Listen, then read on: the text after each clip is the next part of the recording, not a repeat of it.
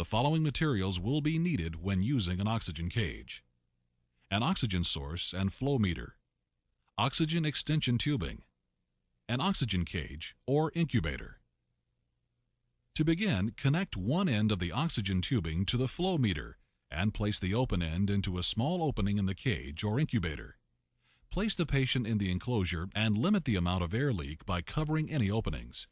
You will initially need to provide a high flow rate to fill the incubator with oxygen.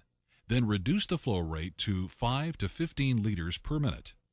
Continue oxygen supplementation as instructed by the attending veterinarian. You will need to closely monitor for overheating by checking the temperature inside the cage, as well as the animal's body temperature. If overheating occurs, the flow rate must be increased, or an alternative technique for oxygen supplementation will need to be used. Some commercial oxygen cages are equipped with controls to regulate the temperature within the unit.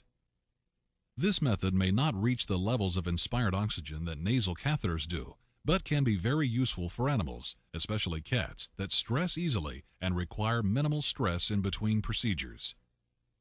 A disadvantage of this method is that it limits the amount of direct contact possible with the animal, because each time the oxygen cage or incubator is opened, the oxygen is released and the cage or incubator must be refilled.